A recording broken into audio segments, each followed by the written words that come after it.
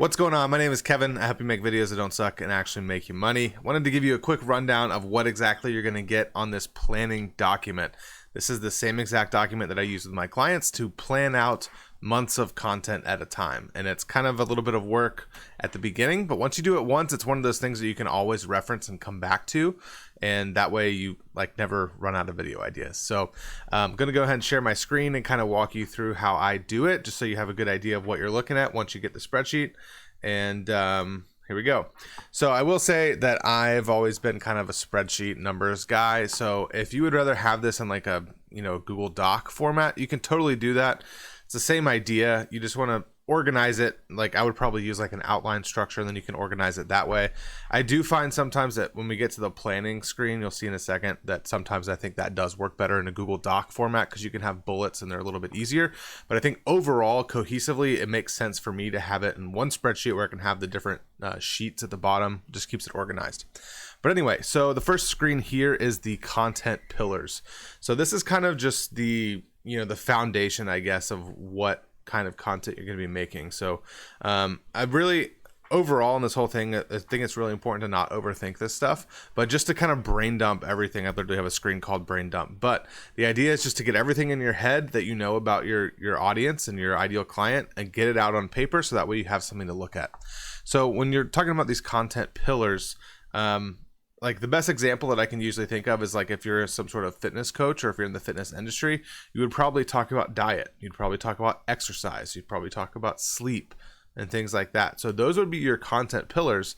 And then you can break each one of those down into different subtopics. And that's where this comes in handy, like being able to put all the subtopics there. But so for cool topic one, for that example, let's say we'll go diet. And for the next one, we'll go exercise. And then we'll go sleep or whatever. And then you can put all the subtopics in here. So you can talk about doing keto or talk about how to, get more protein or whatever the case may be. And this applies to literally any type of niche that you're in. If you're a sales coach, right? Like you probably have some sort of discovery, you have your offer, you have, the pitch, you have handling objection, things like that. So you can always go through and modify all of that. I'm just going to hit Control Z to undo these, just so it's a blank template for anybody when they get this. And the brain dump screen, this is probably one of my favorites here. So identities and values. So this is what you want to brain dump about yourself, and also the types of people that you want to attract in your content.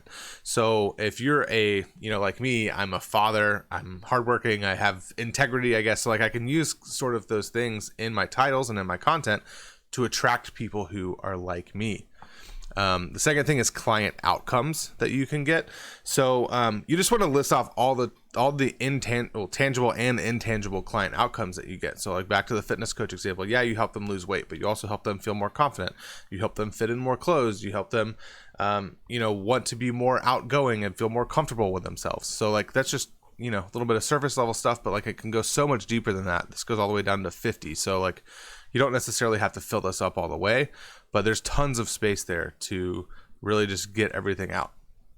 And these next two are probably my two favorite video ideas. So frequently asked questions that you get from clients and prospects, and truths that you can debunk. Truths that you can debunk is probably one of the best ones, because you're going to say some sort of controversial title right at the beginning. You're going to get everybody's attention, and then they have to listen to what you say. So this can be a really, really powerful one. Then also sales objections. I typically like to stay out of the typical ones, like a money objection or a spouse objection or whatever. If you're having specific objections around will this work for me or things like that, you can literally make a video called "Will this work for me?" Whatever your niche is, right? And then so if one person's having that question, lots of other people are having it too. So, all right. Next thing here is the inspiration. So this is kind of a little bit more of a data entry type thing, but it's really good to have all in one place. Other people who are doing content similar to you. So I usually keep Alex Hormozi in here because I do Hormozi Style Reels, right? The Hulk with a mustache and Crocs. But we just want to kind of go in and you can put their links. You can put examples to specific pieces of content that you like, and just keep some general notes about them. This goes all the way down to 52 as well. So it's just really good to have all of that, just kind of that database here all in one place, so you can always stay on top of like what's working in the market.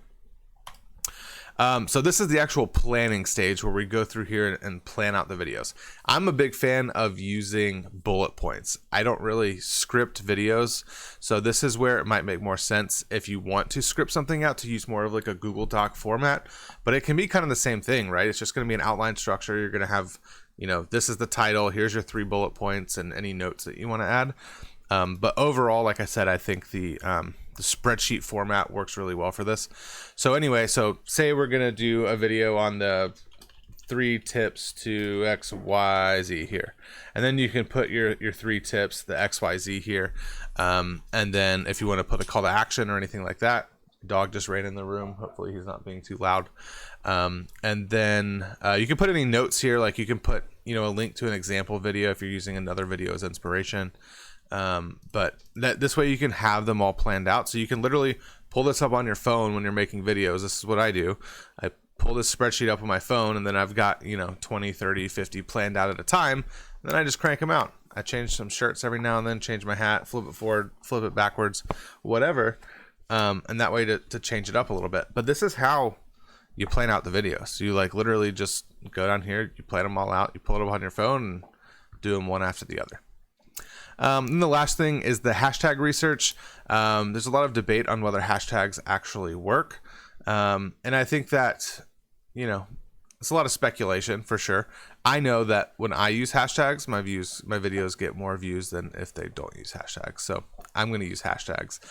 There is some debate on like once you get a little bit more of a following that hashtags can limit your reach because it's only going to show it to like in those categories.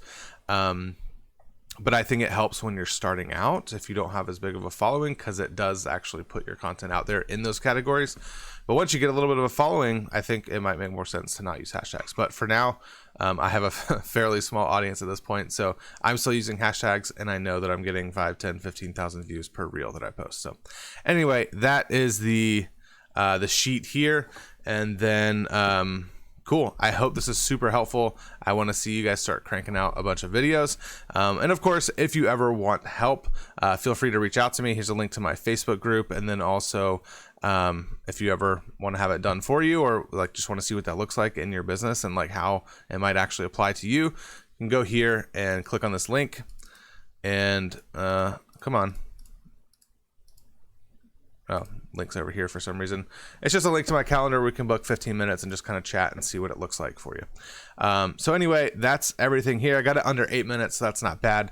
Let me know what you think, and be sure to like send me a message after you do this. I want you guys to like crush it. Like I want to see what kind of videos that you're making, and yeah, hope it's super helpful, and I'll see you soon.